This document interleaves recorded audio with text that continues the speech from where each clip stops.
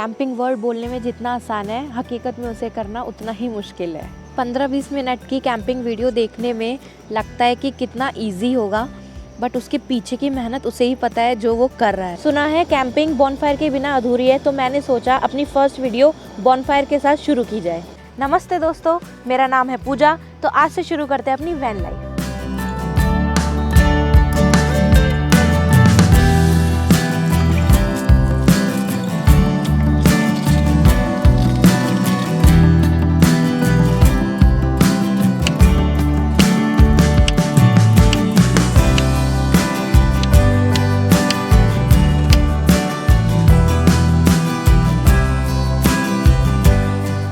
तो आज है कैंपिंग का तीसरा दिन। पहले और दूसरे दिन तो हमारा ऐसा एडवेंचर हुआ कि हम अभी तक सेटल ही नहीं हो पा रहे हैं। तो दिल्ली से हम लोग निकले थे रात को फुल मस्ती करते हुए। तो हम लोग निकल चुके हैं फाइनली घर से। तो इनसे पूछते हैं क्या ये कैंपिंग ट्रिप के लिए मुझे कुछ 2-3 टिप देना चाहोगे? हाँ, देना जरूर जाऊंगा, क्योंकि वो सभी को ध्यान रखना चाहिए, क्योंकि आपकी एक छोटी सी गलती और आपका ट्रिप में टाइम बर्बाद कर सकती है और थोड़ा सा मूड भी खराब कर सकती है। सबसे पहले तो चाबी के लिए, क्योंकि ये हमारी सेंटर लॉक वाली गाड़ी नहीं है जिसमें बटन दबा के हम लोग लॉक कर लेते हैं। तो इस चीज़ का ध्यान रखना है कि आपको कोई भी गेट प्रॉपर बंद करने से पहले एक बार कंफर्म कर लेने कि हाथ में चाबी है या नहीं। ये मेरे ऊपर भी अप्लाई होता है, क्योंकि मैं ये गलती पहले एक बार कर चुका हूँ। ठीक है। और दूसरी चीज़ अपने को ये ध्यान रखना है कि गैस सिलेंडर को ऑन करने से पहले, मतलब ऑन करने के बाद आपको गैस स्टोव फटाफट ऑन नहीं करना है, 2-3 मिनट वेट करना है और आपको स्मेल करना है कि कहीं से लीकेज तो नहीं हो रहा है। ठीक है। और तीसरी चीज़, हमें हमेशा वाटर का ध्यान रखना है और जो हमारा कितना बचा है उस हिसाब से हमें उसको माइंड में रखना है। और चौथी चीज़, जो हम इन्वर्टर लेके जा रहे हैं वो हमारा हर वक्त ऑन तो नहीं है, जब यूज़ हो रहा है तभी हमें ऑन करना है, अदरवाइज उसे बंद करके रखना है। चलो भाई, बहुत ज़्यादा ज्ञान मिल गया है। जैसा भी एक्सपीरियंस रहेगा मैं आप सबके साथ शेयर करती रहूँगी और जो भी गलतियाँ करूँगी उनको भी सीखती रहूँगी।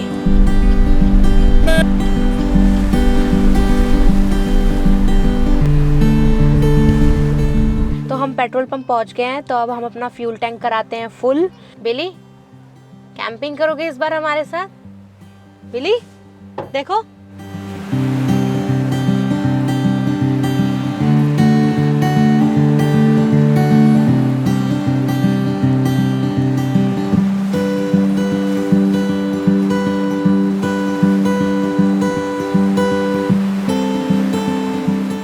तो बिली और गुड्डा तो पीछे बैठ के मजे लेते हुए आ रहे थे और मैं इनके साथ आगे बैठी थी, क्योंकि अगर पैसेंजर ही सो जाएगा तो फिर ड्राइवर का क्या पता भाई, कभी भी सो सकता है।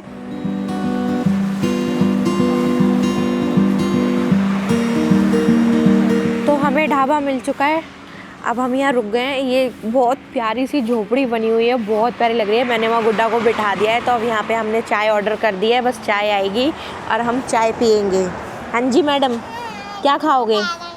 तो भैया हमने चाय के लिए बोल दिया है, चाय आती है, चाय पीते हैं, अपनी नींद भगाते हैं और फिर अपनी जर्नी दोबारा से शुरू करते हैं। भाई ट्रैवल में बहुत मज़ा आ रहा है और गर्मी तो बिल्कुल भी नहीं है, काफ़ी अच्छा लग रहा है ट्रैवल करके। तो चाय हमारी आ चुकी है और बिली भी बाहर निकल चुकी है। बिली, चाय पियोगे? ये तो सदमे में बैठी है। चाय पियोगे? चाय इसको ये लगता है जैसे ही हम गाड़ी से निकलते हैं बाहर गेट खोल के, ये एकदम से बैठ जाती है, कहीं मुझे छोड़ के तो नहीं चले जाएंगे। इसको ये लगता है कहीं मुझे कहीं छोड़ने तो नहीं जा रहे। ये अभी भी सदमे में है, इसको लग रहा है हाँ। कि ये भी ट्रिप पे नहीं आई है। उठ जा बेटा, इसको लग रहा है कि कहीं मैं इसको गाड़ी में डाल के कहीं कहाँ क्या करने जा रहे हैं, छोड़ने तो नहीं जा रहे हैं। तो भाई बिली को गाड़ी से निकल के बहुत मज़ा आ रहा है। वो तो अपना ओपनली घूमने में लगी है कि मैं कहाँ आ गई हूँ। काफ़ी क्यूरियस है ये कि मैं कहाँ आई हूँ। बिली, डोंट गो, कम हियर, कम।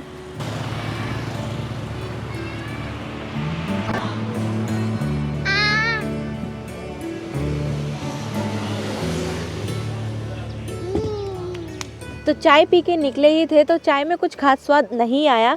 तो मैंने सोचा कि आगे अब जो भी खाएंगे पिएंगे खुद ही बनाएंगे और खुद ही खाएंगे और वैन लाइफ के पूरे मज़े लेंगे। तो हमने आम के बाग में अपनी वैन लगाई और खोल डाली ऐसे ही अपनी किचन। तो हम बहुत प्यारी लोकेशन पे पहुंच गए। हमारे चारों तरफ आम ही आम के पेड़ है, जैसा आप देख सकते हैं। मैं आपको दिखाती हूँ, बहुत बहुत प्यारी लोकेशन है। इतने सारे आम लगे हुए हैं, अभी ये पके नहीं हैं, ये अभी कच्चे हैं। तो भाई अभी मैंने एक भैया है यहाँ पे, उनसे पूछा है, उन्होंने कहा अभी इनको पकने में 20 से 25 दिन लगेंगे। जब हम छोटे छोटे से थे ना, तो पापा मम्मी के साथ गांव जाते थे, तो गांव में ऐसी ही लोकेशन और चारों तरफ पेड़ ही पेड़ देखने के लिए ऐसे ही मिलते थे।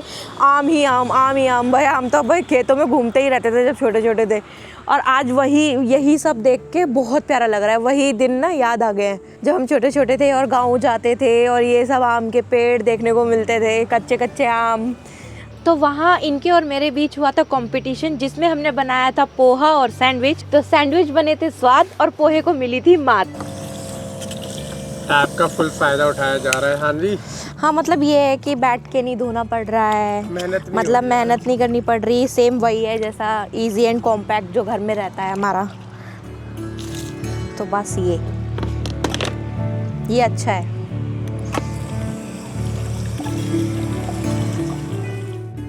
तो कंपटीशन के बाद ऐसी एक्साइटमेंट हुई कि मैंने सोचा कि कैंपिंग साइट पे पहुंचने के बाद करेंगे खूब मस्ती और बनाएंगे अच्छा अच्छा फूड। लेकिन एंड में हो गया पोपट।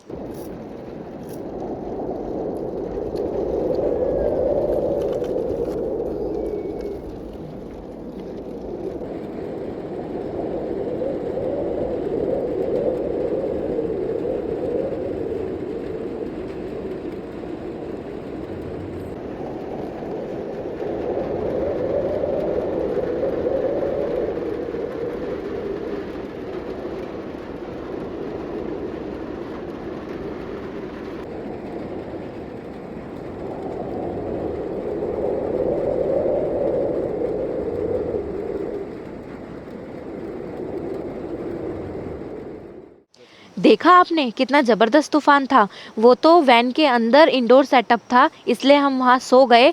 अगर हम ग्राउंड टेंट में होते तो हमें रात में ही तूफान में भागना पड़ता, जो मज़ा सज़ा में बदल सकता था। तो हम लोग रात को ये वाला एडवेंचर फेस करके निपटे ही थे, पर जब हमने सुबह ये नज़ारा देखा तो मन खुश हो गया। छोटी छोटी राहें मिलके कहीं दूर दूर मंजिल पर जाएगी। कभी छाँव छाँव कहीं धूप सताएगी। लंबी लंबी दूरी भी यूं ही चलते चलते कम होती जाएगी। कभी छाँव छाँव कहीं धूप सताएगी। तो मेरे साथ बिली भी नज़ारों के मज़े ले रही थी कि नज़ारों के मज़े लेते लेते बिली गायब हो गई। भाई बिली कहाँ चली गई पता नहीं चल रहा है। मैं बहुत देर से ढूंढ रही हूँ, मिल नहीं रही है। वो वहाँ कोने में जाके बैठी है, वहाँ उसे चढ़ा नहीं जा रहा तो वो वहीं रुकी हुई है। तो गए हैं ये लेने। ये डॉगी भी ना कहीं भी उतर जाते हैं। ये डॉगी कहीं भी, वैसे तो मिलता नहीं है ये कहीं जाने के लिए।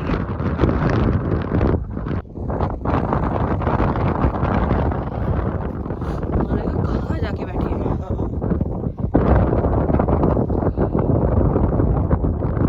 वैसे तो तुमसे छोड़ के जाया नहीं जाता, कहीं पीछे पीछे रहती हो और आवाज दे रहे हैं, भौंक भी नहीं रही हो, बता भी नहीं रही हो कि मैं यहाँ हूँ। नीचे उतरने में तो मजा आ रहा था, चढ़ने में निकल गई हालत खराब हो गई, हालत खराब। चलो उधर गाड़ी के पास चलो।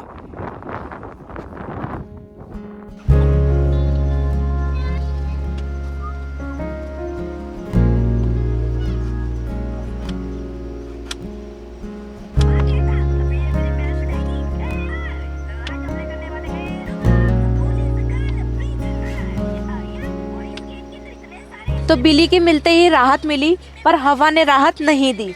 तो हम लोगों ने डिसाइड किया कि यहाँ से निकलते हैं और आगे चलते हैं, कैंपिंग लोकेशन ढूंढते हैं और कैंपिंग करते हैं।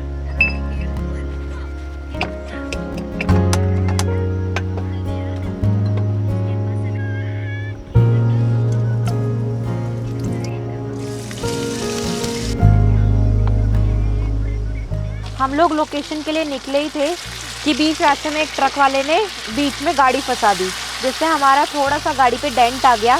फिर जैसे ही हम ट्रक वाले से बात करने के लिए उतरे, वो बदतमीज़ी पे उतर आया। फिर हमारा और मूड ख़राब हो गया।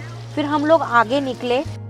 फिर आगे निकल के हमने एक ढाबे पे रुक के लंच किया। लंच करते करते जब हम बिल्ली को खाना ही खिला रहे थे तो कुछ वहाँ के स्ट्रीट डॉग्स ने उस पर अटैक कर दिया।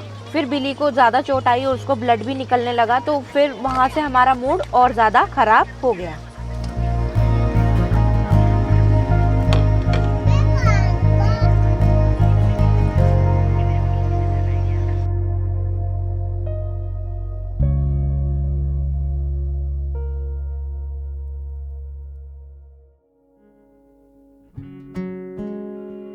तो फिर हम लोग बिल्ली को लेके रेस्टोरेंट से निकले डॉक्टर की तलाश में। फिर हम जैसे तैसे त्यूनी पहुँचे तो वहाँ जाके पता चला कि त्यूनी में एक पेट हॉस्पिटल है जो कि सुबह 10 बजे खुलेगा।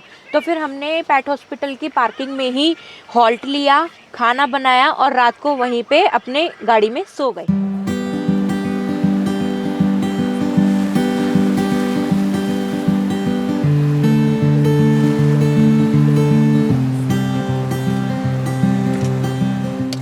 हाँ जी, हमारे दाल चावल हो गए रेडी और देसी घी भी डाल दिया है। हवा चल रही है बहुत ठंडी ठंडी। जैसे जैसे रात बढ़ती जा रही है ठंड बढ़ती जा रही है।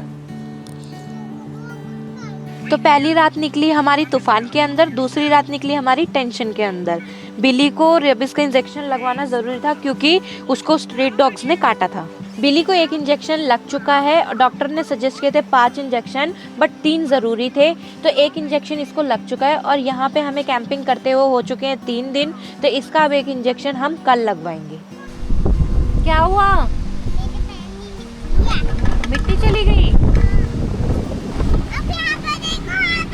हाँ, हवा तेज है।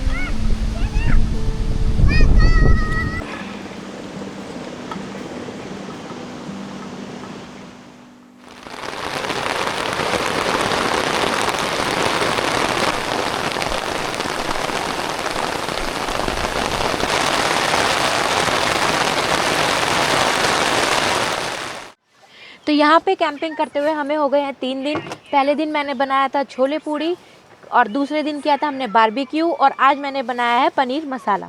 अभी तक तो हमने कैंपिंग शुरू भी नहीं की और हमारे 5 दिन कब निकल गए पता भी नहीं चला। और 5वें दिन की रात हमारा इन्वर्टर भी डेड हो गया है, तो हमें इमरजेंसी लाइट में डिनर करना पड़ रहा है। हमारे सारे पावर बैंक भी डेड हो गए और हमारी फेरी लाइट भी बंद हो चुकी है। तो जब ये सोलो कैंपिंग पे आते थे और हमारी फ़ोन पे बात होती थी तो मैं इनसे यही बोलती थी कि भाई वीडियो वगैरह क्यों नहीं डाल रहे। तो मुझे ये यही बताते थे कि इंटरनेट नहीं है, ये नहीं है, ये प्रॉब्लम है। तो मैं इनको यही बोलती थी कि यार ऐसा थोड़ी ना होता है। पर जब मैं आज कैंपिंग एक्सपीरियंस खुद कर रही हूँ तो आज मुझे पता चल रहा है हाँ भाई ऐसा ही होता है। और जो कैंपिंग के पीछे का स्ट्रगल है भाई वो वीडियो में नहीं दिखता। तो ये थी हमारी 5 दिन की स्टोरी कैंपिंग ट्रिप की। तो उम्मीद करती हूँ कि आगे के कैंपिंग ट्रिप में ऐसा एडवेंचर ना हो। अब जो आगे की कैंपिंग हो उसको हम एंजॉय कर सकें और अच्छे से रिलैक्स कर सकें। तो इस वीडियो को अब हम यहीं तक रखते हैं। तो मिलते हैं अगली कैंपिंग वीडियो में। Till then good bye.